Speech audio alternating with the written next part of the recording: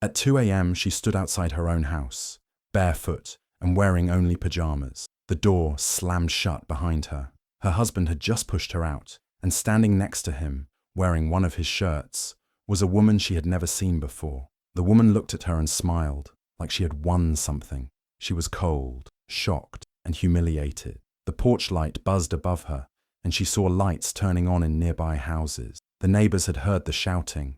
She wanted to scream, cry, or pound on the door, but she didn't. She just stood there, staring at the house she'd worked so hard to buy. He told her to leave. He said it like he owned the place, like she was just some stranger. She looked at him one last time through the window as he walked away with the other woman, laughing like she didn't exist. That's when she smiled to herself. Not because she was okay, but because she remembered something important. He didn't own that house. He never did. The deed, the mortgage, the down payment, it was all hers. Her name, her money, her effort. He must have forgotten that in the heat of his little show. She walked down the steps, not saying a word. She still had her phone in her hand, and her keys. He hadn't even thought to take those from her. As she reached the sidewalk, she made a call, a calm one. Because even though he thought he had kicked her out, the truth was very different. This wasn't the end, not even close. This was just the beginning of something he never saw coming. Let him feel proud for now. Let them enjoy their little moment. Because soon, very soon, he would wake up and find out that the woman he thought he could throw away at 2 a.m. was actually the one holding all the power. And when that moment came, she would be ready. She met him during a time when everything in her life seemed to be falling into place. She had a good job, a strong credit score, and had just been pre-approved for a home loan. He was charming, funny, and said all the right things. He told her he admired her independence, how hard she worked, how smart she was. He said he had big plans too. He just needed some time. She believed him. When they first started dating, he didn't have a steady job, but he said it was just a rough patch. "I've got interviews lined up," he would say. "I'm just between things." She wanted to believe him. She told herself that relationships are about supporting each other, so she paid for dinners, gas, even a few bills here and there. It was supposed to be temporary. When they moved in together, it was her name on the lease. She bought the furniture, paid the deposit, and covered most of the expenses. He helped where he could, but it was never much. "Once I'm on my feet," he'd promise, "things will be different." She never pushed too hard. She didn't want to seem unsupportive. She thought love meant patience. There were little things that bothered her, but she ignored them. He didn't like when she went out with her friends, especially male co-workers. He'd say things like, "You're always choosing them over me," or, "Don't you think it's a little disrespectful?" Slowly, she stopped going out. Then came the questions about her outfits, her phone, her passwords. "Why are you hiding things from me?" he'd ask. She wasn't hiding anything, but somehow, he made her feel like she was. He had several female friends he messaged often. When she brought it up, he called her insecure. "You're being controlling," he'd say. "They're just friends." He'd get angry if she asked questions, but expected her to explain every move she made. She began to doubt herself, her memory, her judgment. He'd twist her words, say she was being dramatic, or that she was remembering things wrong. Every argument ended with her apologizing. She started to shrink. Her confidence faded. She tiptoed around his moods, tried to keep things peaceful. She was still paying for everything, rent, groceries, bills, but he made her feel like she owed him more, like he was the one doing her a favor by staying. Looking back, the signs were all there, the lies, the control, the emotional games.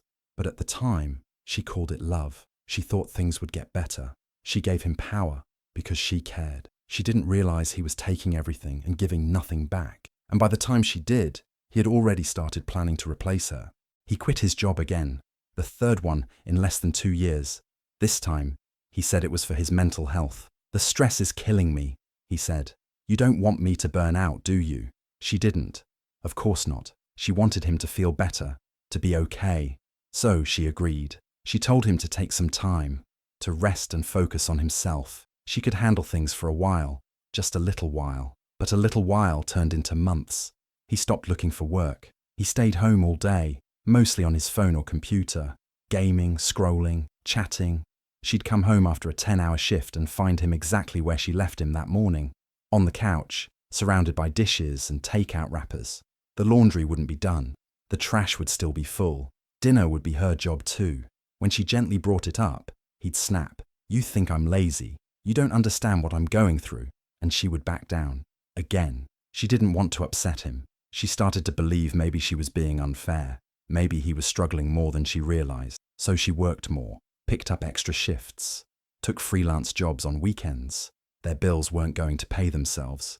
But the more she gave, the less he seemed to care. He grew colder, irritable. Sometimes he'd barely speak to her. Other times, he'd pick fights over nothing, accusing her of disrespect, of nagging, of not being supportive. She found herself apologizing constantly for her tone, her words, her questions. Even when she hadn't done anything wrong, he twisted things, made her feel like she was impossible to live with, like she was always the problem. She started to question herself, her memory, her feelings, her sanity. If she cried, he'd roll his eyes. If she stayed quiet, he'd accuse her of giving him the silent treatment. There was no winning. Their home, the one she had bought and loved, no longer felt like hers. She avoided certain rooms. She stopped decorating. She no longer played music or lit candles. It felt like she was walking on glass, waiting for the next explosion. And all the while, he stayed online, laughing at memes, messaging people she didn't know, acting like nothing was wrong. She looked in the mirror one day and barely recognized herself. She was tired. Number A shadow of the confident woman she once was. She had given everything to hold them together, and all it had done was break her down. Somewhere deep inside, something whispered that this wasn't love. It was control. It was manipulation, and she was slowly losing herself to it. It happened on an ordinary evening. She came home from work, exhausted, as usual. Her husband was in the shower, his laptop open on the dining table. He rarely left it unlocked, which had always made her feel uneasy. But that day, maybe he forgot, or maybe he thought she'd never dare look. She walked past it at first, then stopped. Something pulled her back. The screen was still lit, a tab open, a dating site, not just an ad or a pop-up. His actual profile, his face, his name, his carefully written bio. Her heart dropped. She clicked. Messages, dozens of them, women flirting, him replying, compliments, emojis, plans to meet. Some chats went back months. Then she saw the pictures, selfies he had taken in their home, in their bed, pictures of women too, nudes, dirty messages, voicemail. She felt like the air had been knocked out of her lungs, but she didn't scream. She didn't cry. She didn't even close the laptop.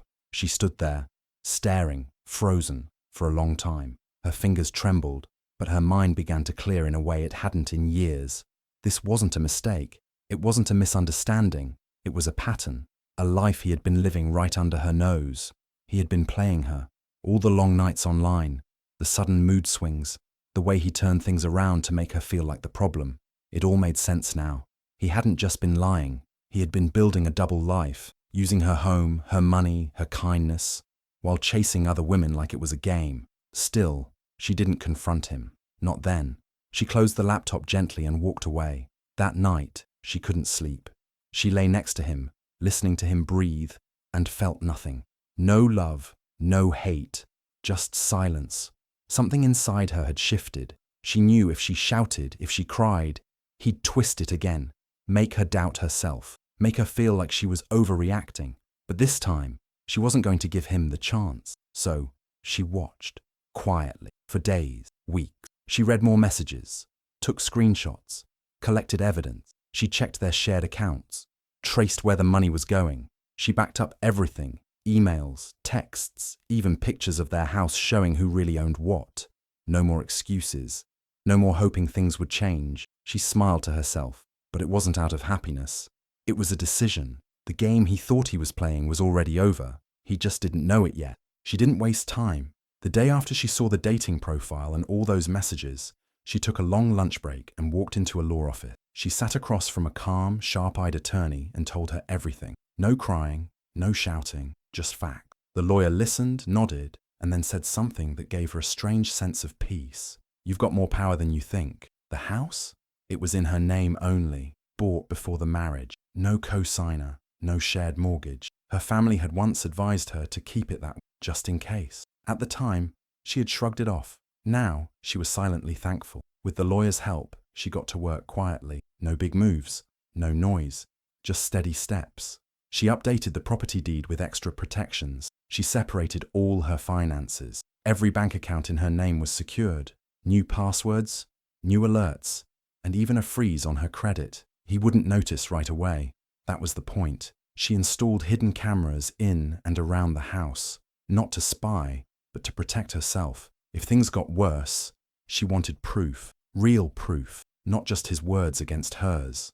She placed them carefully, places he never looked, and she started collecting everything. Screenshots of texts and dating profiles, photos of him with other women when he thought she wasn't watching, notes on every insult, every lie. Every time he tried to turn things around and make her feel like she was losing her mind, she saved it all, on a secure drive, backed up and time-stamped. She told no one. She didn't vent to friends or hint at her plan. She kept her face calm, her voice steady. At home, she still made small talk, still played her part. Let him think he had her right where he wanted. Let him believe she was still the same woman who forgave and forgot. But inside, she was changing. Each step she took made her stronger. Every bit of information she gathered was another brick in the wall she was building between herself and him. He thought she'd never leave, that she couldn't. He was wrong. She wasn't leaving empty-handed. And when the time came, he would learn just how much he had underestimated. She had gone away for work, a short trip, just 3 days.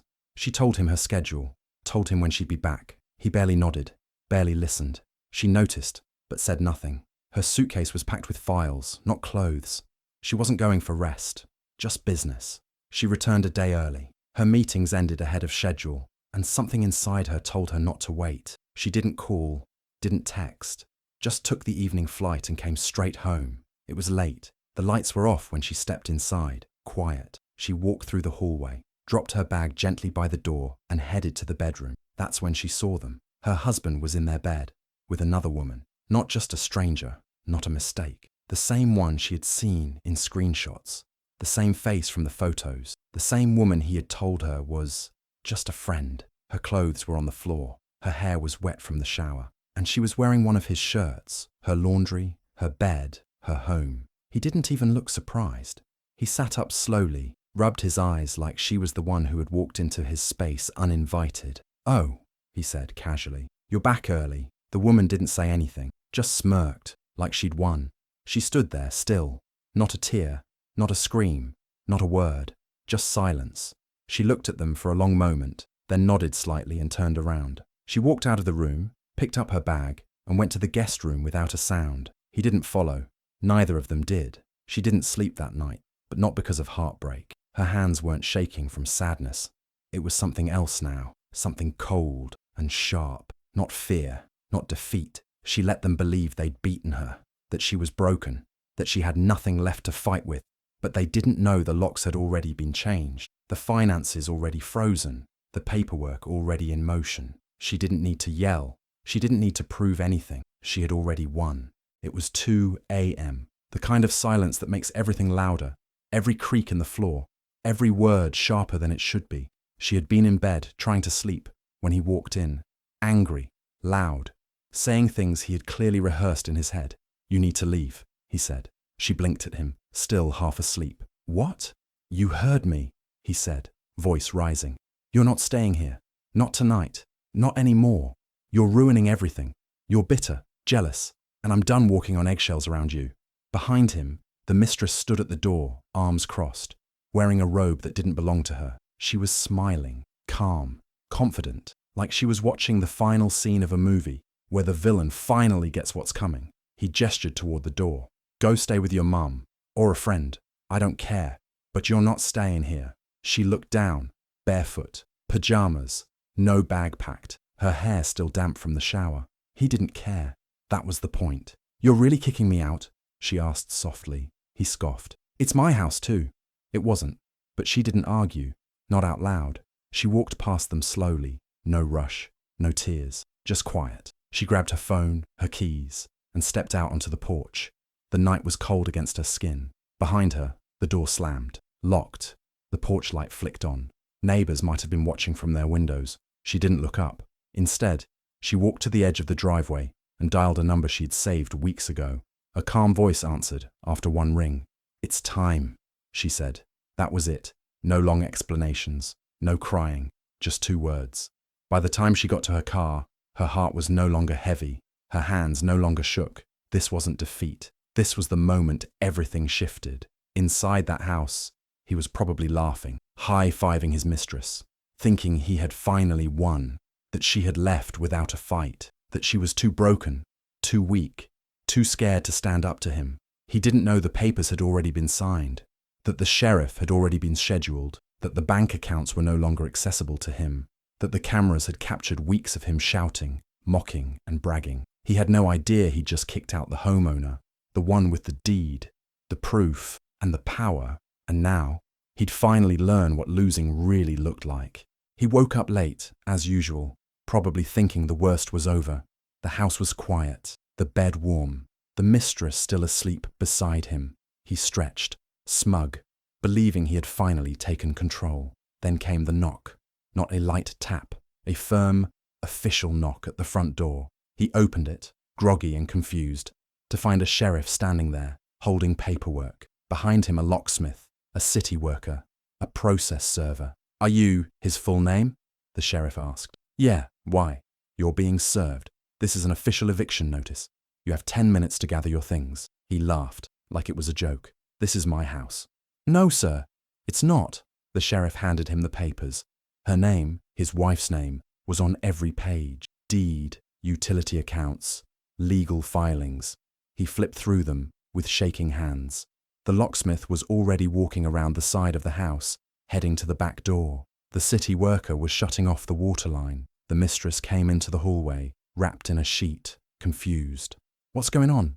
"You both need to leave," the sheriff said firmly. Then came another paper.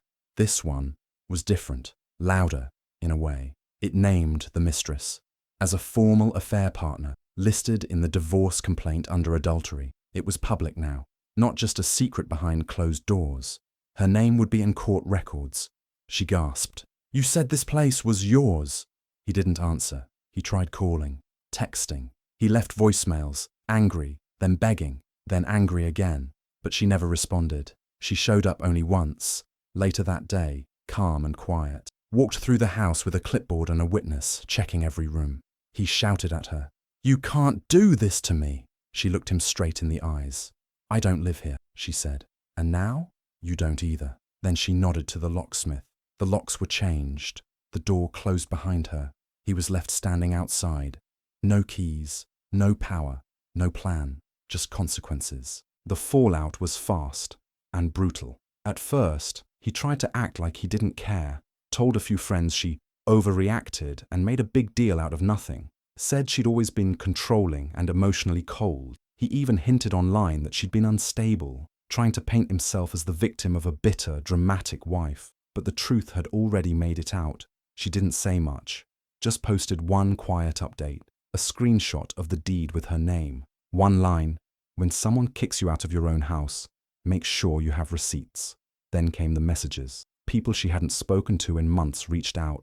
Old friends, family, even his relatives. Most of them were on her side. They'd seen the change in her over the years, the silence, the way she started shrinking around him. Now it made sense. Some apologized, some just offered support, but all of them believed her, because she had proof. She never argued, never raised her voice. She simply shared the facts when needed. Screenshots of his dating profile, messages from other women, voicemails, photos, dates, names, all neatly backed up and time-stamped. When he realized people were talking, he panicked. The mistress dumped him within days, said she didn't sign up for this mess, didn't know the house wasn't his, didn't want her name attached to a legal scandal. She blocked him, deleted her social accounts. He tried crawling back, sent long texts full of guilt and false promises, said he missed the life they had, said he could change. She didn't answer, not once. He started spinning more lies, said she cheated, said she set him up, but no one listened. Too many screenshots, too many facts, too many people who'd seen him smirking behind that door at 2 a.m. The shame wasn't just private, it was public now. His friends distanced themselves. His job interviews dried up. People whispered, some laughed, some just looked away. He hadn't just lost her. He'd lost the image he'd worked so hard to build, and all because he forgot the simplest truth of all. She was the homeowner. He was just a guest, one who overstayed his welcome. She stood in the middle of what used to be their living room, now freshly painted and empty. The walls, once covered in old memories and shadows, now gleamed with warm, inviting colors. New floors, new fixtures, new everything. It no longer felt like the place where she'd cried herself to sleep or questioned her worth. It felt clean, Heron. After everything, she didn't stay. Not because she couldn't, but because she didn't want to. She didn't want to walk through those halls and remember the lies, the betrayal, the weight she carried in silence for so long. So, once the final renovation was done and the listing went live, she let it go. The house sold quickly. A young couple bought it, bright-eyed, full of hope. She smiled when she handed them the keys. She didn't mention the past, just wished them peace, laughter, and better memories. With the money from the sale, she cleared every last shared debt and set up her own account, clean, private, safe. Then she booked a one-way ticket and left. No plan, no deadline, just her, a passport, and the freedom to breathe without permission. She traveled light, just a suitcase, and a heart that finally felt like hers again. She visited cities she used to dream about while sitting at her desk during long office hours. She hiked in quiet forests, drank coffee on balconies overlooking oceans. She laughed again, louder and easier than she had in years. People often asked her, "Where's home?" And she'd smile and say, "Wherever I am." She didn't look back much. No need to. The past had taught her what she needed to know. She didn't carry anger anymore, just clarity. She no longer apologized for asking for respect. She no longer made herself small so someone else could feel big. Once, while sitting on a train crossing through Italy, she looked through old photos on her phone, not to mourn, but to remember how far she'd come. And buried deep in her notes app was a line she'd once typed after that night at 2 a.m. "If someone ever tries to take your home from you, make sure they don't know you were the landlord the whole time." She read it again, smiled. He had kicked her out thinking he'd won. But she had owned more than just the house. She had owned the silence, the strategy, the ending, and now she owned her freedom. Do you think she did the right thing by walking away and building a new life? Or should she have stayed and tried to fix what was broken? Let me know what you think in the comments. I'd love to hear your take. And if you want more powerful, satisfying stories like this, don't forget to subscribe and hit the notification bell so you never miss a moment.